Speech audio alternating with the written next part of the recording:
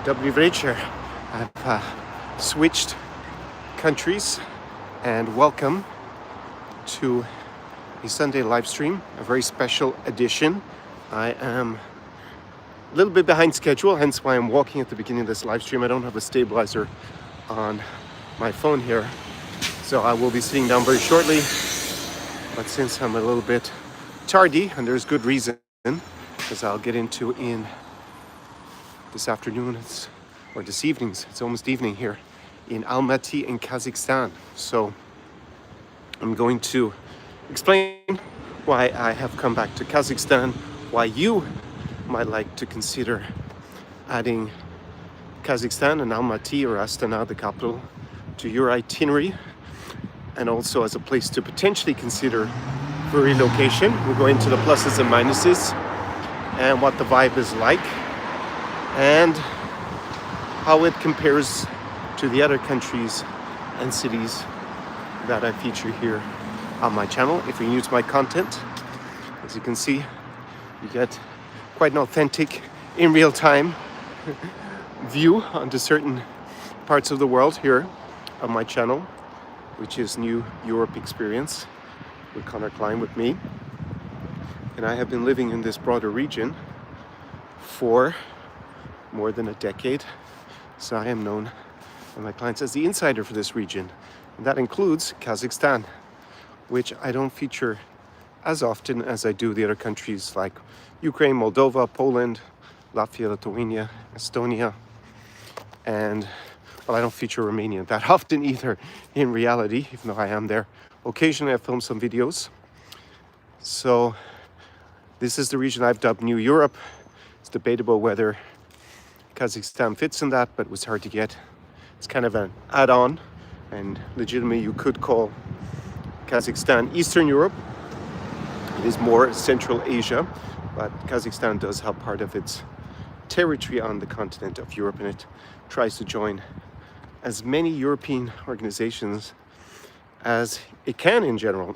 For example, if you follow association football, the soccer, then you'll notice that Kazakhstani teams, like the team here in Almaty, were playing against Real Madrid last week in the UEFA Champions League, because they play in the European side of the draw in football, in soccer. So this is part of the policy of Kazakhstan, and we can touch a little bit on that during this discussion that we're going to have here. If you're new to the channel, this format, drop your comments and your questions down in the comment section as I speak here. I'm actually going to sit down. I'm actually just close to the Opera House where I had intended to start today's live stream. And this region I dub New Europe, the countries that I feature, it is your elite path to freedom for a certain type of guy normally. I guess in theory, also women can do the same. And there's just a lot of opportunities in this region, and is not as traveled. Definitely Kazakhstan. It is very overlooked as a place to come and spend a few months to figure out whether it is for you or not. Fountain is probably going to be a bit noisy, but let me walk down here, then across to the Opera House, and give you a little bit of a glimpse what it's like here on a Sunday late afternoon. It's a little bit chilly, and I'm here with a client. We're going to go to a special event here in Kazakhstan. That's the reason why we're here. He has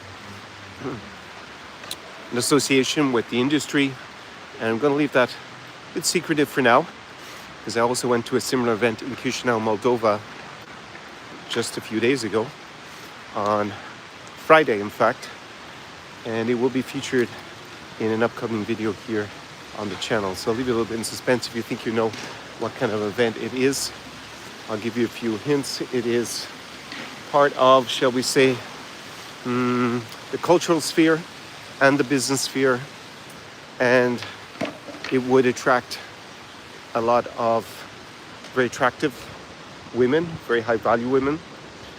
And yeah, let me know if you can guess where I am going and where I have been and there will be a special video coming up on that in the next few weeks. So that is why I'm here. We're with an in-person client. If, for example, you want to take advantage of the fact that I'm back in Kazakhstan for the first time in 2 years, then down below in the description is a link to my application form for the in-person experience. You'll get to have an unforgettable up to a week with me here, can be in Kazakhstan. Also, I bring my clients to Poland, Moldova, Latvia are the most popular places. And yeah, if you're interested in Kazakhstan, speak now or forever hold your tongue, to paraphrase, because I'm not here as often as I would like to be. And it kind of dovetails in quite nicely. We got this autumn vibe. It will soon be winter here in Almaty, and it will be very cold. Same in the capital, Astana. So a little bit of housekeeping, and then I'll get into today's presentation. Just give you an overview of Kazakhstan and Almaty and Astana, all that good stuff. And I'm just coming up to the Opera House. Actually, similar to the guidebooks that I have for Moldova and for Ukraine, I am putting together one for Kazakhstan that I will publish after this trip. So if you're interested in getting the early bird discount still on that, you can send me an email down below. Just type in the subject. Down below is my email address. I'll say it out. It's Conor@conorklein.com. But a lot of people have an issue spelling my first name correctly and my last name. So probably best to go and just look at it and copy and paste it from the description down below. And you can see the Almaty Opera House behind me. Quite nice. And we have this nice pedestrian area. Can you see it on screen? Just, I'm probably swinging past it. Is it? Yeah. Just over there where those people are crossing. Yeah. That's got a lot of rest. I may go there a little bit more. Let me just sit down and do the presentation so it's a little bit more stable and give you a little bit of a look of the opera house here. How does that work out? So yeah, if you're interested in getting in the early bird, it's 25 euros, 27 US dollars. I just compile all this information anyways, and it is quite useful. I have the similar ones for Ukraine and Moldova. My email address down below, just write the subject line Kazakhstan. And if you are thinking of doing it yourself and you want to tap into my encyclopedic knowledge for the region, and we'll figure out a strategy for you to help you with your goals in this region, getting set up, especially if you're planning a trip. I did have one consulting client where we actually discussed Warsaw versus Riga, and he changed his mind and he went to Riga. So, and he worked out pretty well for him.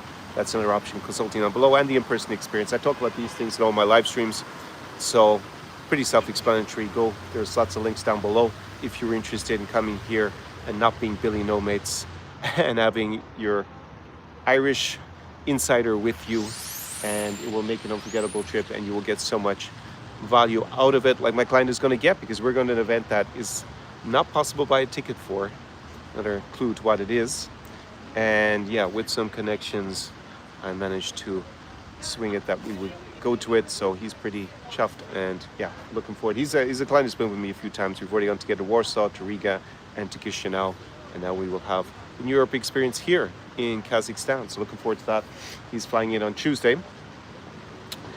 Just one other little tidbit to get your brain working on a Sunday afternoon here.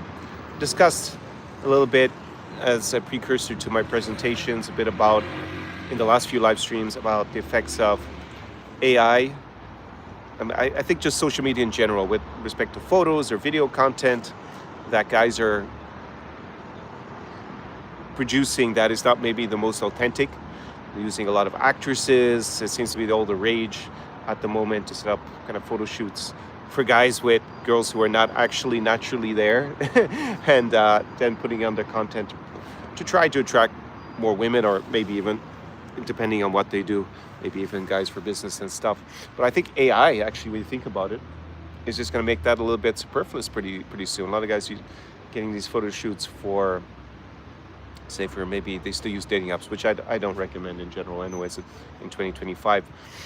And when you think about how quickly AI is advancing and how it's becoming harder and harder to tell something that's actually a real video clip, never mind a photo, and versus the, to recognize if it's real or not, if it's artificial intelligence. You see with politicians being lampooned, but it's getting harder and harder. So I can imagine within a year that you could basically, never mind, just take a photo and insert yourself in any situation, and people will probably not be able to know anymore. It could even happen with video, and that's going to have huge consequences. So maybe something else to think about if you're spending a lot of money on that. Is it going to be worth it?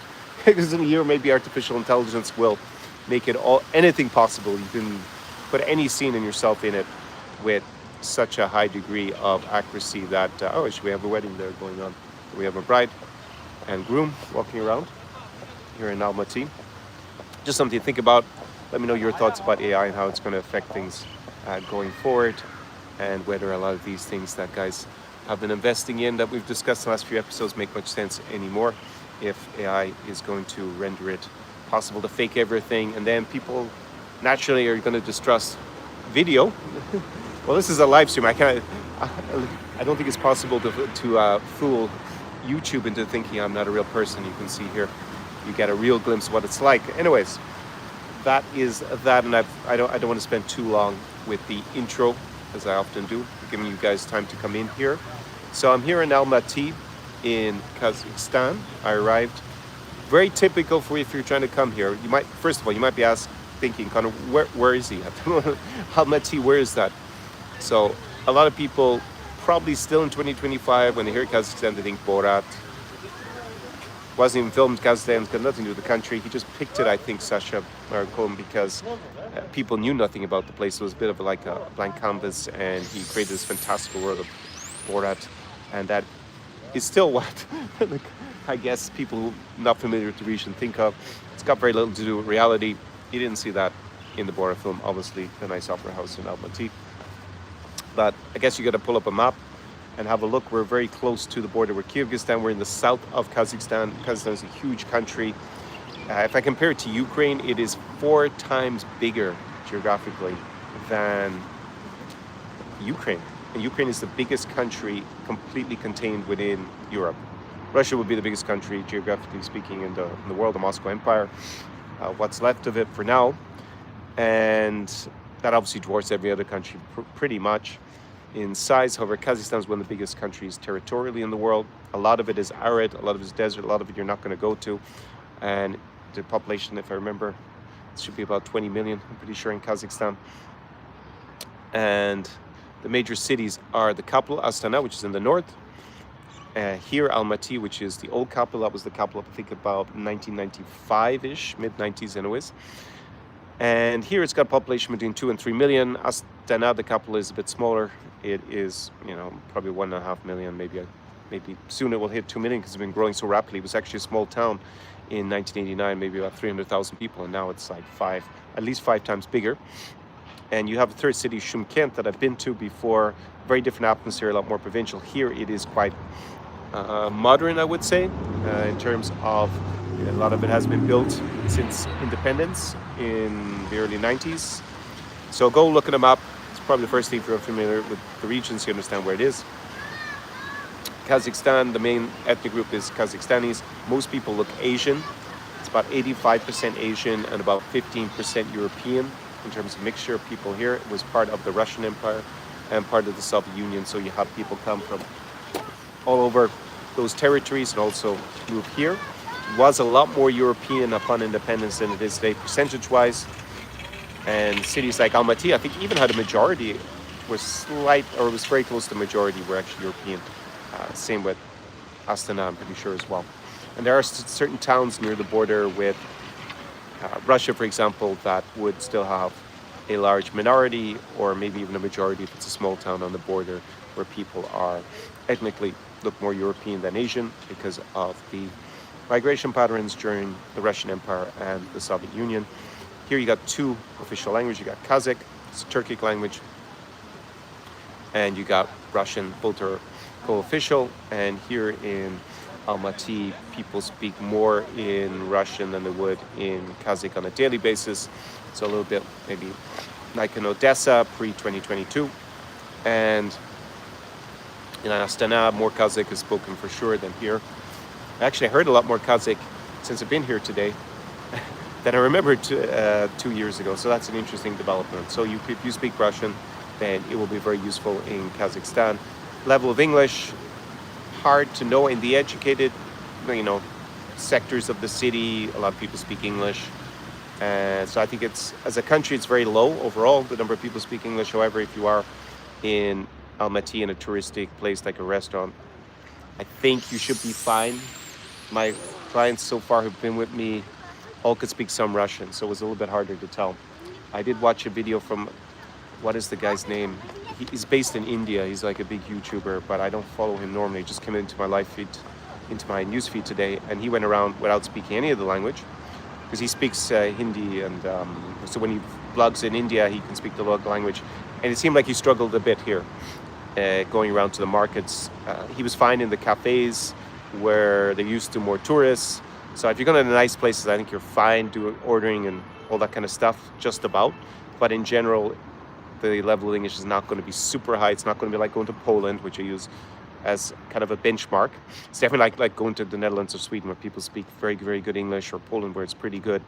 It's definitely lower. I would say it's lower than in Ukraine, maybe even slightly overall. So again, if you go to a place, if you're hanging out with people more educated, who travel more, are younger demographic, wealthier, then they're more likely to speak English. But it's definitely a place that if you were needing to learn Russian, and obviously I don't advocate going to Russia or to Belarus, then this could be a place potentially to learn it if that were useful to you.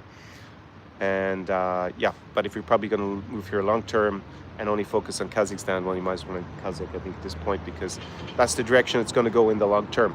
So what else to say about Kazakhstan? What are the first impressions for people who come here?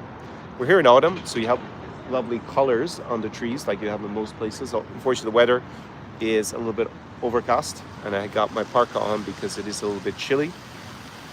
Right over here we have, we got lots of mountains. You can't really see much today because we got clouds, but here they just got amazing nature nearby. It's one of the great things about Almaty. You have lakes, you have canyons, you have mountains, you can go skiing, you can go ice skating. So for someone who likes the outdoors, it is an amazing place. And the city is big, you have great restaurants. It is obviously Central Asia, Eastern Europe / my New Europe concept. So you have cuisine that's like from the former Russian Empire. Like you have a lot of Uyghur cuisine here, you have Korean cuisine, you have not just Kazakh, you have Uzbek. I had a plov, for example, just there at an Uzbek restaurant before I took a nap, because I had a red-eye flight to get here. And Kazakh cuisine, horse meat is central to it, so that is something, if you haven't tried before, you're probably going to try if you come to Kazakhstan. I do have some vlog. I have a vlog that I shot, I guess it was over 2 years ago now. You can go and have a look at it. It is in the description to the live stream. Also, I have 5 reasons to choose Kazakhstan, the video down there, so you get a little bit more of the visuals that you can go watch what I've already filmed for you. And I flew here over, like most of you are probably going to do when you're getting here. Nearly everyone, especially if you come from the US, it's quite a long trip. So this is why a lot of clients have always balked about the idea of coming here, because it is a lot further to fly from North America than going to, say, Poland or Latvia or Moldova or even Ukraine. It just takes a lot longer to get here. You got to fly a lot further. And I always end up coming here, basically taking an overnight flight, which is what I did. I got in at 4 a.m. Modern airport. It was pretty good. Free Wi-Fi worked. They had quite decent food in the airport at 5 a.m. and a place for me to buy a local SIM card, which is what I'm streaming this on now. So I already have all that sorted out. Got my Kazakhstani SIM card and got a data plan. I paid 10 euros for it, so about $11 US. And I had my shakshuka at the airport for about 5 euros, so it was like $6 US. So you can see the prices for an airport at 5 a.m. and it was tasty.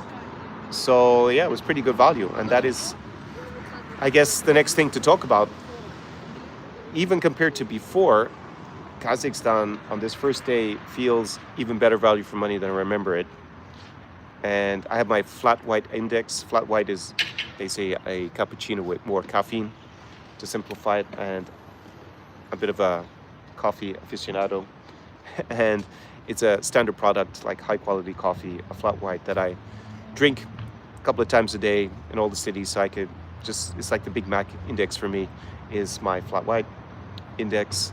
And here I'm paying about 170 euros, €1.80, so $2 for my flat white. To give you a comparison, in Odessa I pay about €2.10 normally, which is about $2.30. It's already, it's cheaper than Ukraine, which I thought was going to be the cheapest in Europe, right? So we're going to count Kazakhstan's been part of Europe for our discussion today.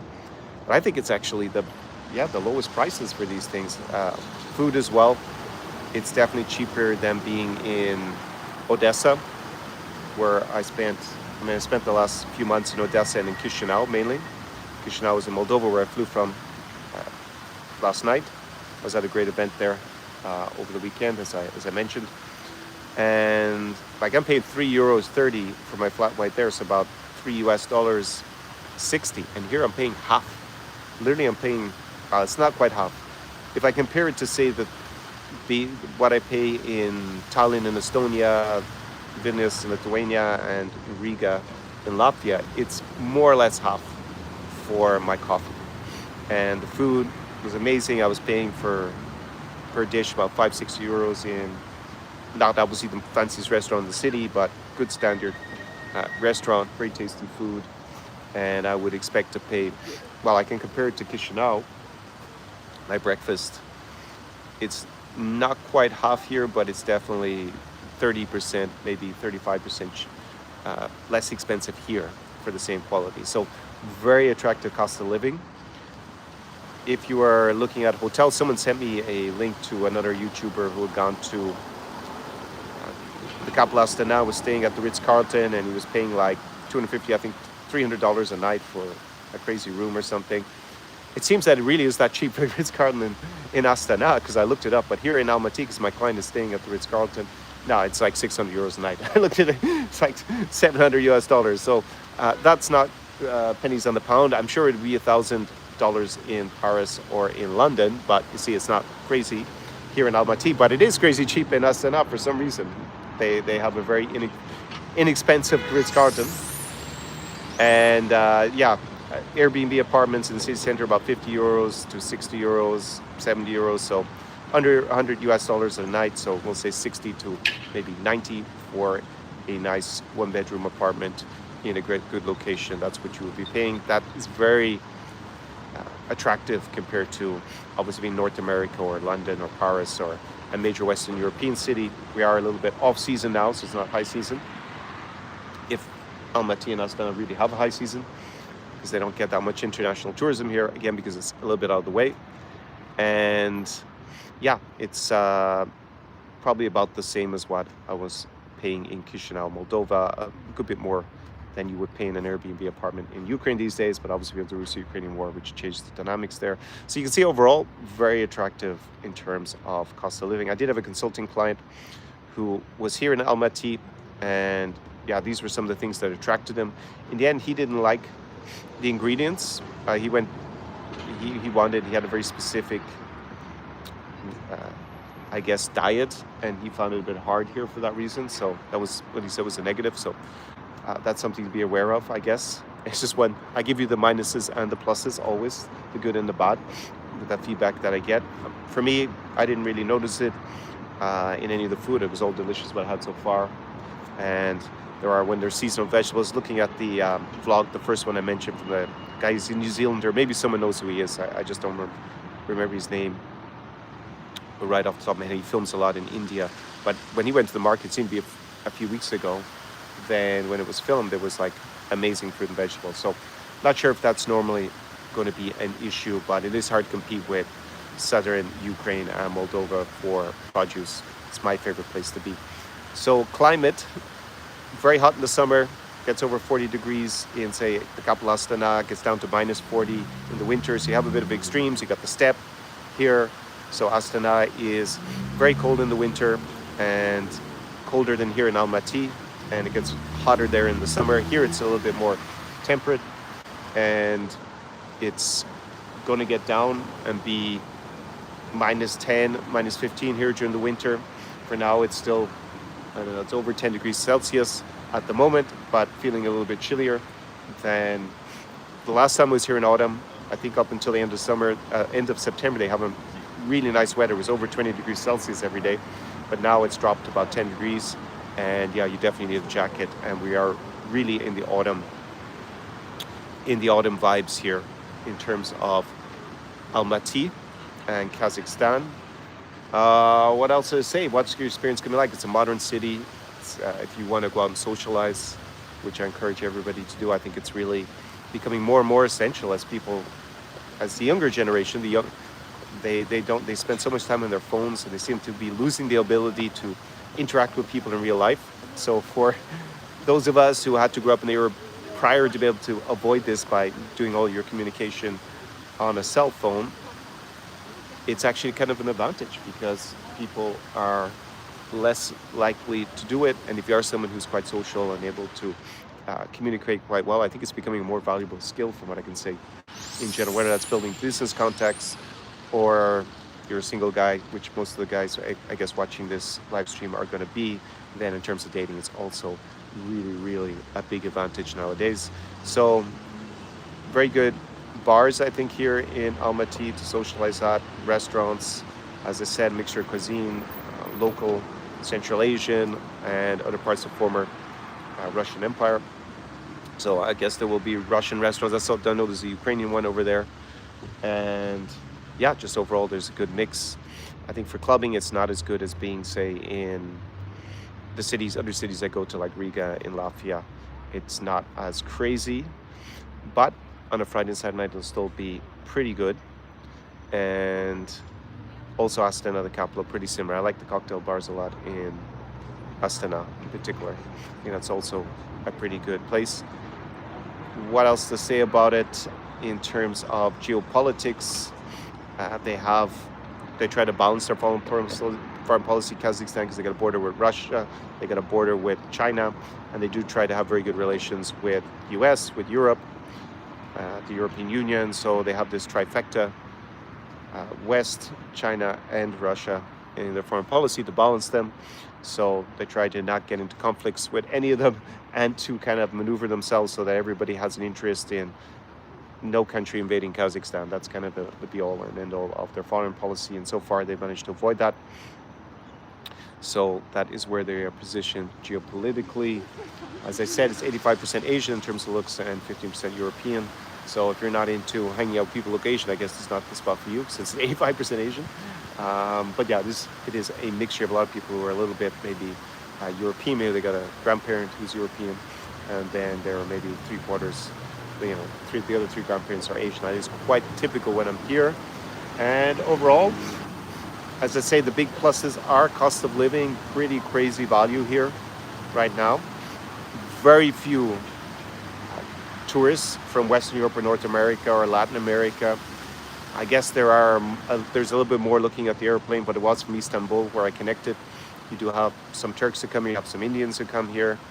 But in general, it's kind of a hidden gem as a city and as a country, compared to Romania or Poland, where a lot of, especially single guys who are digital drifters, they tend to hang out, and especially those that are just interested in chasing chicks, or yeah, they don't come to Almaty or Astana in Kazakhstan, so you don't have any issues with a bad reputation if you are from North America, Western Europe, and a single guy, like you would have in, say, well, it's kind of a bit of a negative in definitely in Warsaw and Poland these days. And I would think that foreigner factor here, if you are from outside, it's pretty high. Kazakhstanis in general, I think Kazakhs, they have a very guest-focused culture, so they really elevate the guest above themselves. So they have this hospitality culture, and so if you come from another country in general, they're very, very welcoming. And I feature that in the vlog that I have down below. You can go and watch it and get a little bit more of the flavor, what to expect. So I think that's another big plus. So if you want to hang out in this part of Europe, in a place that's less traveled and less explored, with amazing nature, phenomenal cost of living, then Almaty and Astana in Kazakhstan are really good. If you are a single guy, like I'm expecting most of you watching this to be, then you probably need to be open to also dating Asian girls because, well, 85% of the population is Asian. But I did have one client who wasn't into Asian girls, and he came here and he said he met really amazing European girls as well. And yeah, so I guess it can work out either way, but that's something to be aware of. And overall, I think it's always been a fun time when I've come here, and I'm really excited about the event that I'm going to be going to with my client on, well, early next week, this coming week, and that is the reason why we're here, and may stay on for an indeterminate amount of time afterwards. We may actually go to Astana afterwards. He has left that open. He wants to see how he feels after, in terms of his other commitments. And he's actually been to Almaty before. He likes the city, so I think we're gonna have a pretty amazing time here. And in terms of making content, unfortunately the weather is not gonna be as beautiful to film the countryside, the nature, as it would have been a month ago, like I have in that vlog. But a lot of the amazing drone footage I took back a few years ago. So it will be mainly indoors, and it will be at this event, but it's gonna be a very special video that should be up on the channel about a month. And this will be the last of the 3 cities that I needed to be in to film it. So super pumped about that. Let me know your thoughts, comments, and questions. What you know about Kazakhstan. Would you be interested in coming here? This is not going to be a very long live stream because I didn't really sleep before. With the night flight, I slept about an hour on the plane, and then I had to wait to check into my apartment. So I drank a lot of coffee, and then took a 1 hour power nap before this live stream.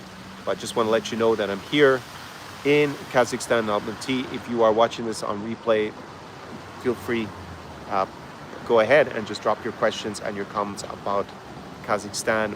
What would persuade you to come here? What would dissuade you from coming here? And we can discuss it once again.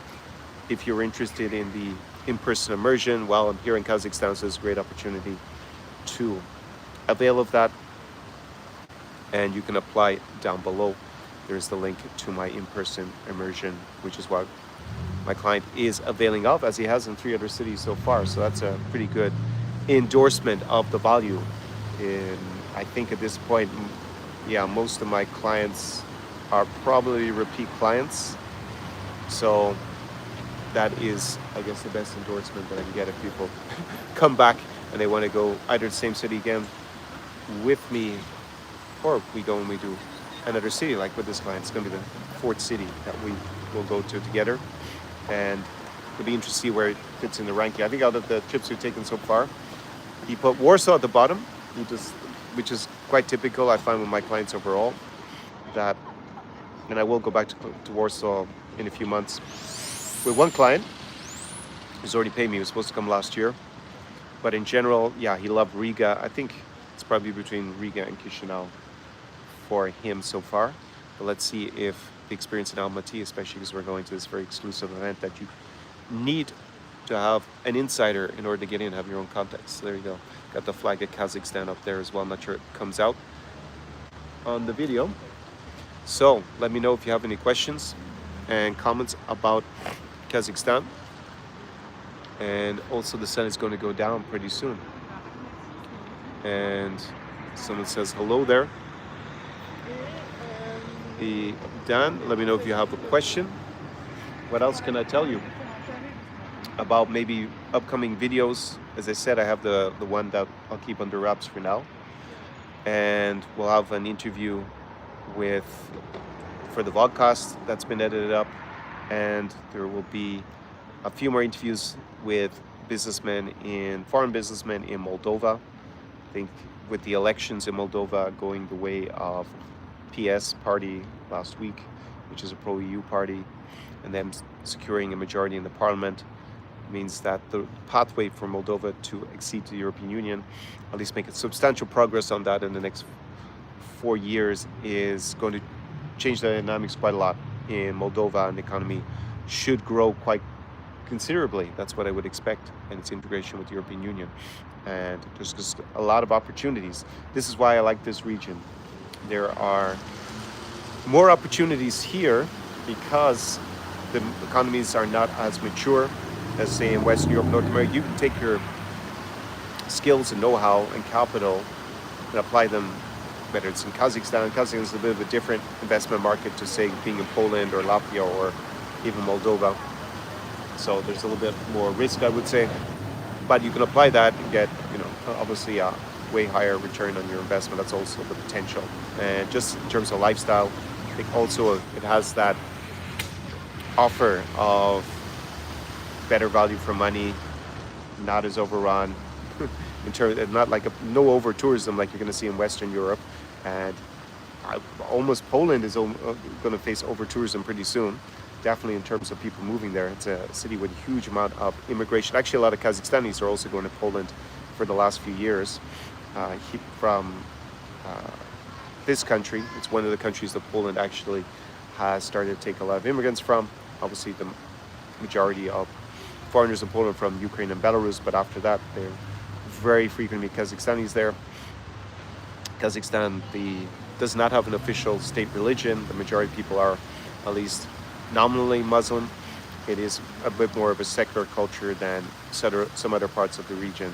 So that is maybe also a factor to consider. There are also, I guess, Christian churches, and there's a synagogue here. I haven't seen it. There's a famous synagogue in Bukhara in Uzbekistan. I went to, featured in a blog in Uzbekistan. So that's also what a lot of guys will do. They will come here and then maybe go and see more architecture in Uzbekistan. I have a friend who's actually in Samarkand in Uzbekistan at the moment. I also featured that. I'll try to remember to add it in down below. My vlog from Uzbekistan from 2020, early 2020 with Angela. We actually went there. That was the first vlog that we traveled for on this channel. So yeah, great memories. That was already 5 years ago. Crazy to think. And I also came to Kazakhstan on that trip as well. So if I don't have any questions and comments of any substantive value, that's definitely the first on a live stream for you guys. I haven't talked much about Kazakhstan in the last few years. I'll just end this by saying Kazakhstan, Almaty, and Astana. The pluses would be cost of living, phenomenal, really, so far.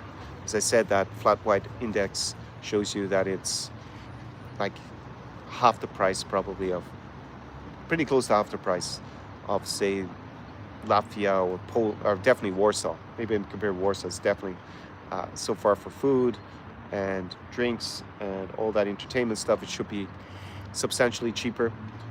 For accommodation, a bit cheaper, not half price, but it's definitely also pretty attractive.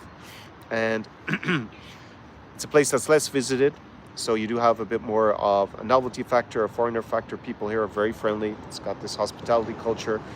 It is a place that is quite different and I think interesting to come and hang out in. And if you are a single guy and you're also open to Asians, that's probably one of the best places to come to, I would think, since I guess the few people who are going to be interested in Kazakhstan are probably the single guys, at least the guys who contact me are. So I would think that is definitely a big plus here. And in terms of the downsides, well, the food, yeah, if you're into this more Asian, European fusion, you're going to find a lot of it here. And you want a big city, so same size as basically Warsaw, and this is an alternative as Warsaw becomes more and more expensive and has so many foreigners, so many immigrants moving to it, then this is definitely an alternative to consider. For an experience of traveling here, you should always come and spend a week or two to check out the city, see if it's for you or not. Of course, if you want to do that with me, application form down below in the description. And downsides, well, getting here is a bit of a pain. It is off the beaten path. It definitely is a longer flight, and it's almost always involves red-eye flight. My client will be flying in on Tuesday, and we need to go to this event, so hopefully he's going to be able to recover from the jet lag quickly enough. I should be fine. So that's a big one. If you do not speak Russian or obviously Kazakh, then this will be a little bit of a tougher barrier in terms of the language to overcome than say being in Scandinavia, or even being in Poland, or Latvia, for example. Then definitely it will be a even bigger advantage to speak either. I doubt anyone's going to speak Kazakh who's watching this, but a lot of you guys possibly speak Russian. Then I think this is a very good place to use it, and it will be of a huge advantage to you here. But if you don't, it will be a little bit of more of a minus. And what other minuses? I think infrastructure-wise, it's pretty good. It's not as developed as Warsaw, for sure, but it's not terrible. And it has metro, subway system that's pretty good. Airport is not bad. I think it's improved a good bit. It was a little bit shabby in the in my previous trips with no internet working, but now everything seems pretty good. And okay, someone's saying that they showed a bit of Aktau. Aktau is a city in the west of Kazakhstan that has a history with the national hero of Ukraine, Shevchenko, because he was exiled there, just north of the city. I think it was even known as Shevchenko. And I think they have a particularly relatively high percentage of Ukrainians, people of Ukrainian descent, who also were living there, at least at some point. I have not been to Aktau, so I can't speak. I've been to Shumkent, Astana, and Almaty. I do have a friend who went there, and he showed me it's kind of a mid-sized seaside town. It looked pretty laid back as a place. It didn't look too shabby, actually. But then again, bald and bankrupt Ben Rich, his whole shtick is poverty porn. So, yeah, it doesn't fit with his genre if he's showing you like everything looking beautiful. He's gonna probably go and look for the terrible spots of the city. Even when he's in Western Europe, he does the same. So I wouldn't take his videos as being indicative of what your experience would be like if you actually wanted to hang out in nice parts of Aktau. So I wouldn't let that kind of content put you off.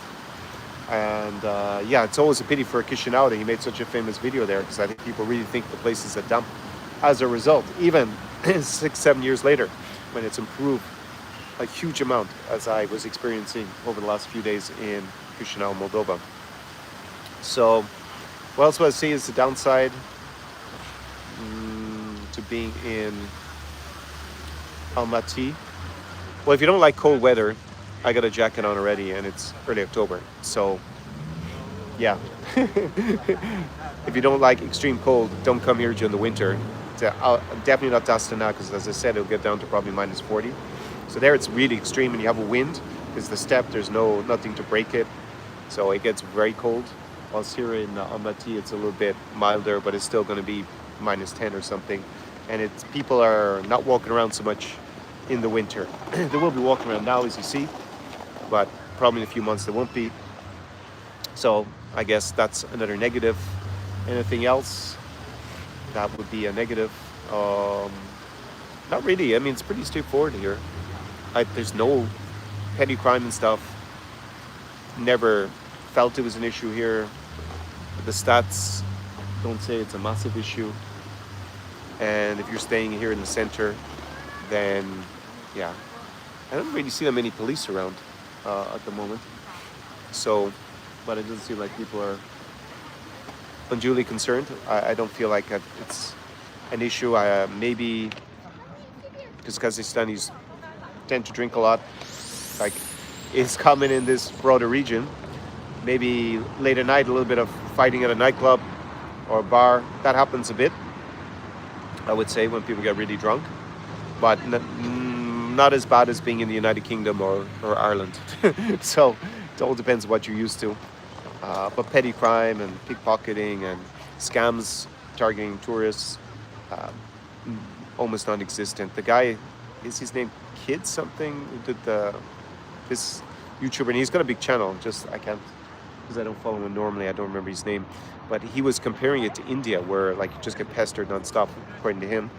And he's like, I'm walking around all day as a foreigner, and not been speaking in English, and no one's even approached me or tried to sell me stuff or tried to scam me. So yeah, you don't have to worry about that kind of stuff unduly here. It's not dangerous in terms of geopolitics. It should be fine for now.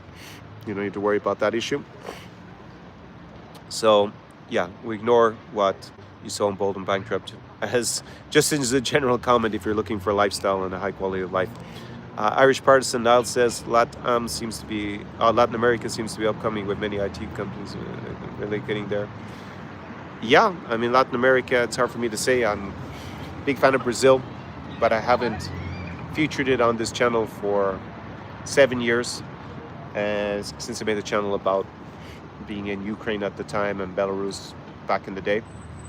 Niall was also based there until recently, but neither of us will be presumably focusing on Belarus coming in the near future. Latin America, it was suggested to me with the invasion 2022 that I should relocate there and just change the channel to be about Brazil I mean, I'm not a fan of promoting Colombia necessarily, but Brazil, it's almost half the continent of Latin America, geographically speaking, and I love it there. But I didn't make that decision. I did have at least three clients that all proposed going to Brazil, and then they all bailed. So it just never worked out. I thought it would be going 3 times. So that is how life has worked out. That could have been the Latin American experience from that point of view with Conor Klein, or the Brazilian experience. And it's definitely a different vibe. And it's not as safe in Latin America. There's a huge amount of scamming. It's violent. The prices, it's not as good value. The weather is maybe better if you're looking for sunshine for most of the year. Now I was talking about IT companies. That's interesting. They're starting to move there. Here in Kazakhstan, one of my clients who was with me on the previous trips, he works in that sector. He was considering moving stuff here. In the end, he decided not to. And I think that's something that is a bit more that's another downside that I bring up. If you're European or North American or South American, getting a visa to live in Kazakhstan, it's not possible. And I know guys who are American who have business and they have visas and they live here. But it's harder than in, say, Ukraine or Moldova. I mean, Poland's actually not that easy either, because it's in the European Union. It's a little bit harder overall. You have to be a bit more determined. Also, you cannot buy property if you are not a Kazakhstani citizen or a Russian citizen. I think Russians have some privileges. And you're not a permanent resident. It's like I think it's called pink card or something, because the color of it's pink. If you don't have that, then it's hard to buy property here. I think all these things will be reformed, but they don't seem to be reformed as yet. But I'm expecting to, looking at what the agenda of the current government is. So for now, that's actually a little bit more of a minus for a long-term stay. But all these things can be overcome, just depending on your profile. Now it says El Salvador and Paraguay, a lot of hype. I mean, El Salvador, it's effectively a police state. I say that because I have a friend who has been back there. He's actually, I'm not sure he was born there, but he is Salvadorian. And he said, the upside is like you're not going to get robbed or shot like before as easily in all these bad neighborhoods. The downside is it's a police state and you feel it all the time. So I guess for people who are in favor of living in a police state, I mean, there you go. Whether in the long term, there's a lot of hype about, say, Argentina under Milei, and now that seems to have faded away, that he wasn't able to transform the country as expected. Definitely in El Salvador, they have reduced the crime.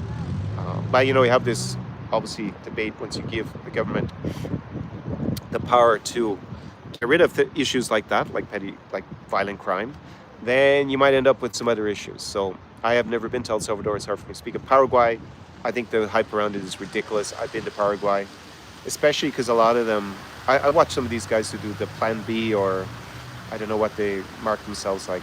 They're like nomad capitalist, but I guess just maybe a slightly different niche.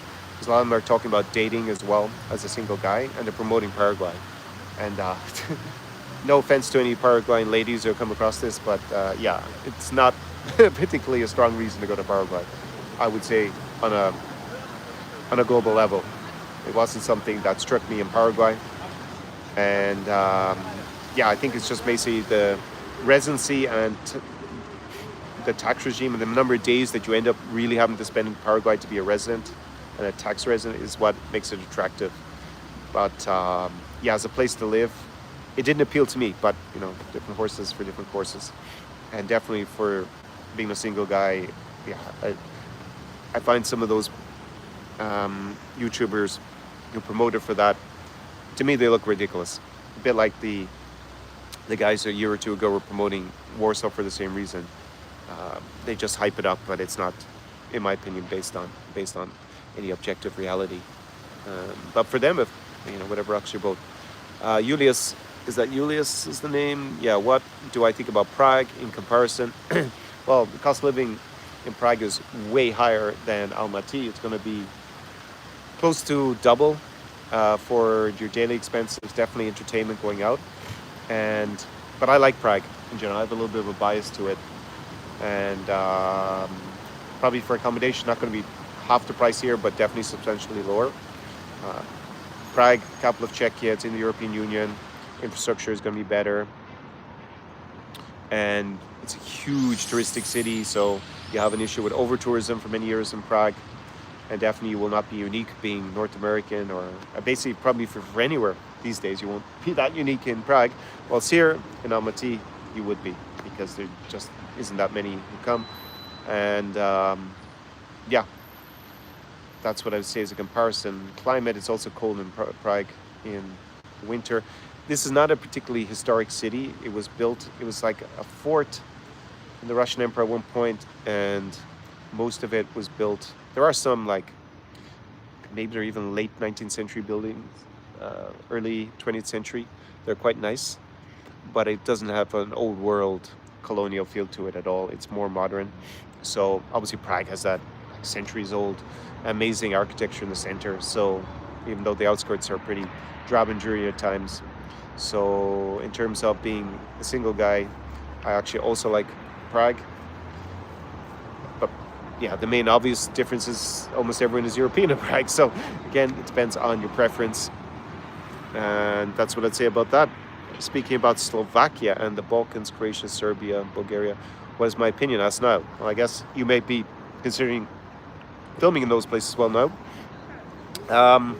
Slovakia has the most boring capital in Europe, in my opinion. Almost, I don't know if maybe it's not quite the most boring. I think Skopje, North Macedon, is also pretty boring. But Bratislava never excited me ever.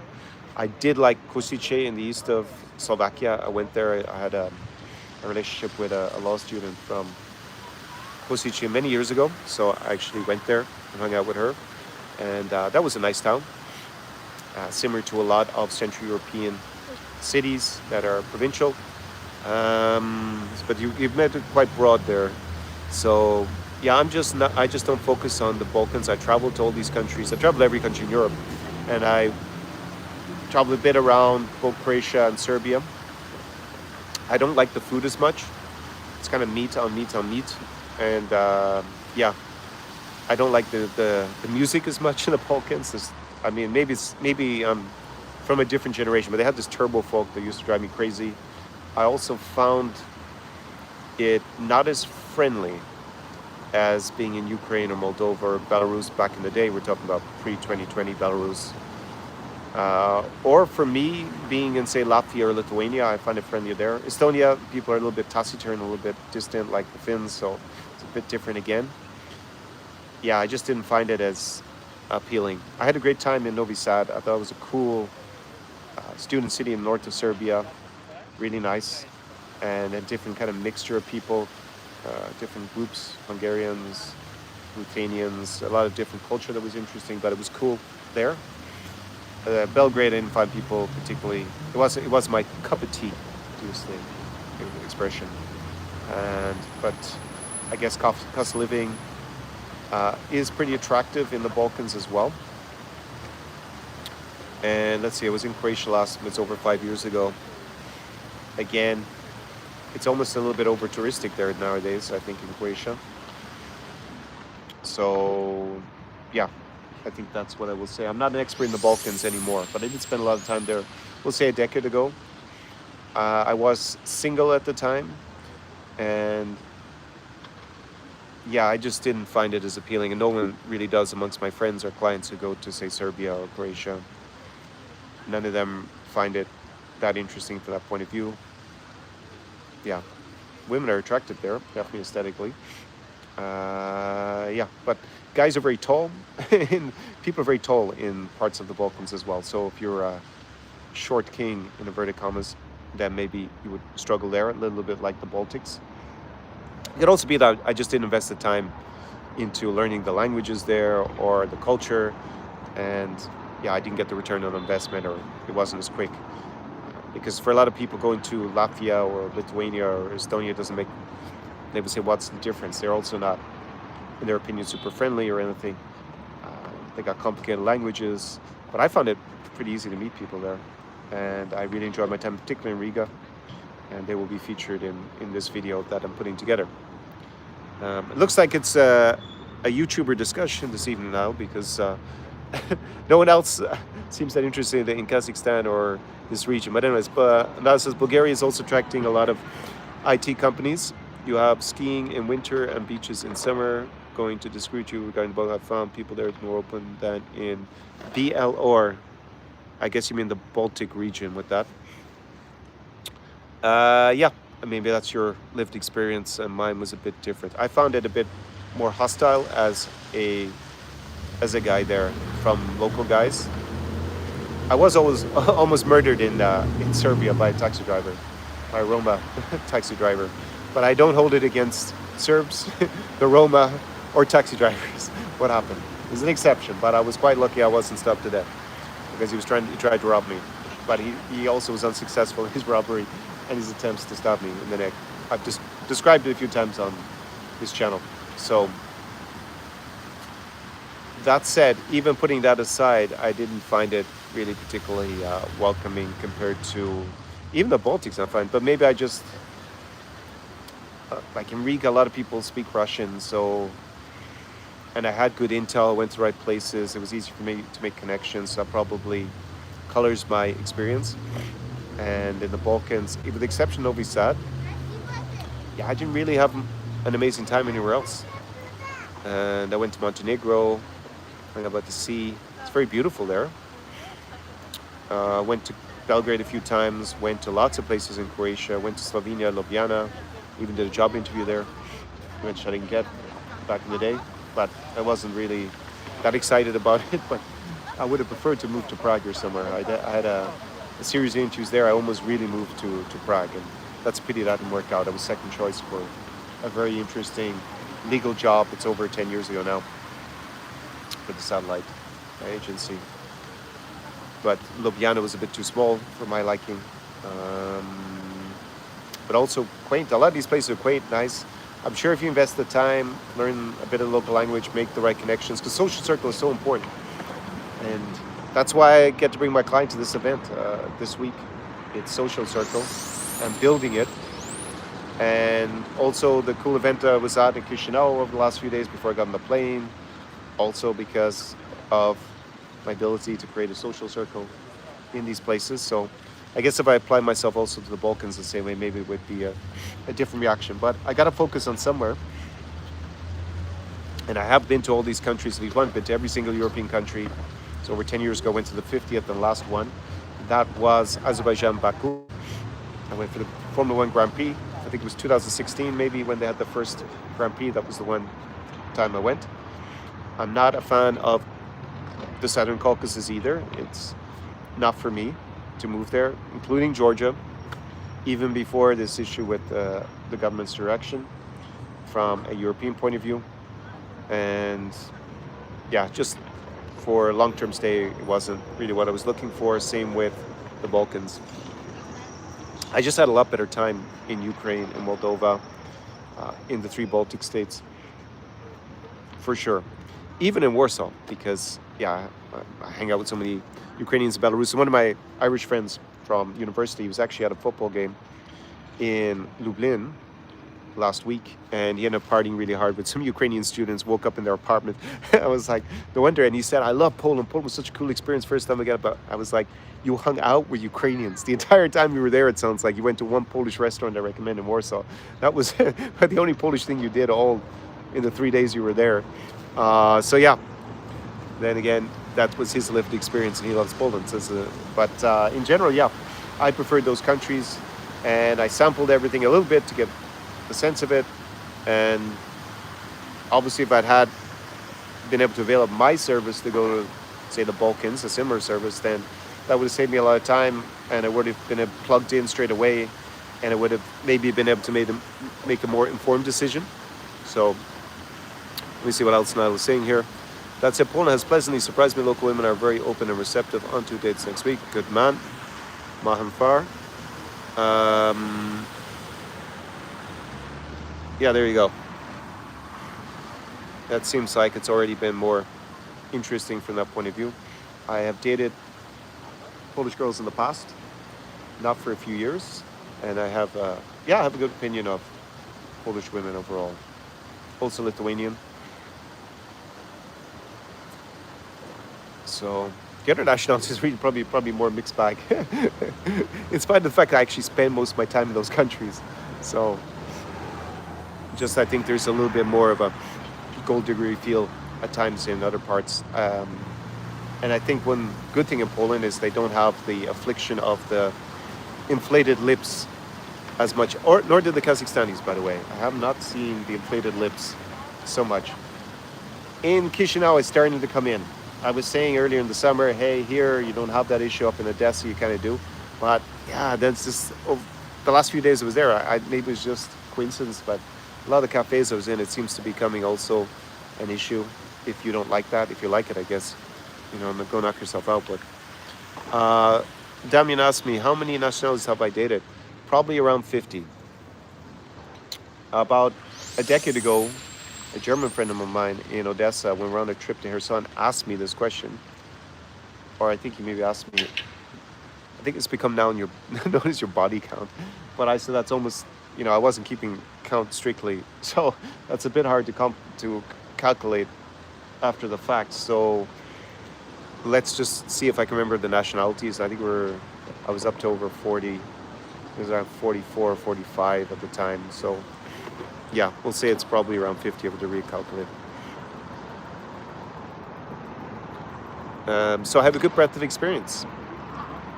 And I've probably been on definitely hundreds and hundreds of dates, having to use Russian, Ukrainian, Romanian, the local languages even, and struggle through that and the cultural barriers. So I'm your man to describe it.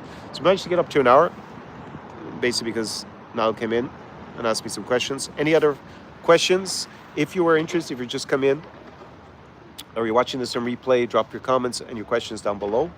Again, I am going to finish up this guide for Kazakhstan, similar to the Ukraine and Moldova guides. If you are interested in the Kazakhstan guide, then I can give you the early bird discount. I guess I will leave that open for the next, we'll say until Wednesday. I'll leave it open.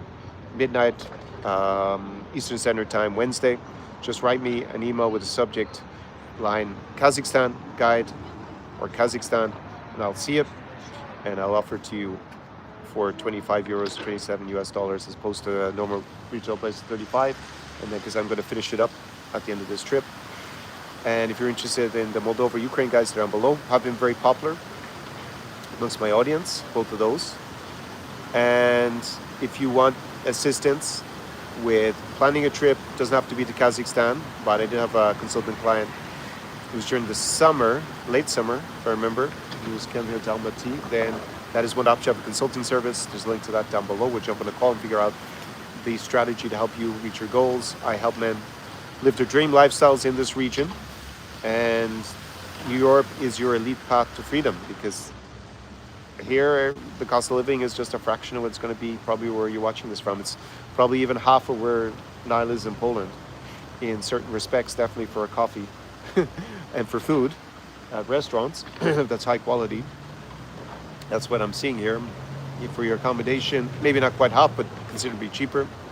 Poland is booming economically, so just never know the price is going to catch up. And if you want to experience it like my client is going to this week, live an unforgettable up to a week with me in this region, then I have my New York immersion down below, and basically you'll have access to me. We will go and we will hang out at the best places to socialize with Uber hotties of this region and network with the right kind of business people. Maybe you want to relocate eventually, so we'll plug you into the right lawyers to help you with the legal stuff. I'm actually a former lawyer myself, and I have worked for many years as a lawyer, so I have a particularly good idea about how these things work. And we'll run through, obviously, you'll have me with you so I can coach you as well to a certain extent of how you interact with people. You don't want to end up Billy No Mates if you move somewhere or spend time here. So you need to also be able to network with the kind of guys that you're going to hang out with, especially for business opportunities, and of course for creating either short-term or long-term relationships with the uber beautiful women of this region. That is what I help my clients with in general. And yeah, it's just, as I said, I have so many repeat clients as part of my business that is the best testimonial possible that you can get if people are coming back. If everybody was just coming once and never coming back again with me, then it would probably be some question marks about what I'm doing in general, even for myself. So that is the option. There's an application form down below. It is by application only. I don't take most people who apply, but apply anyways if you are interested, because there is a special offer for guys who are not the best fit for the in-person experience. Some guys who I don't accept for the in-person experience, they become long-term consulting clients and get huge value anyways, and end up moving to the region, buying real estate, building businesses even, and end up marrying someone local. As I said, I've been invited to be a witness at a wedding, but he hasn't actually told me the date yet, so I have to see if I'm actually going to be in Ukraine on those dates so I can actually go to that. And also one of my clients, he should be a dad at this stage. I need to check in with him. And yeah, he met his partner, who's now having a child with, a model from Belarus, partying with your Irish Insider back in 2019. So yeah, there are life-changing consequences to many of these trips. Not every single one ends up with a child or a marriage, but quite often it does. So it's a nice little perk to see, building the next generation of people in the region, because we have a fertility rate crisis in Europe.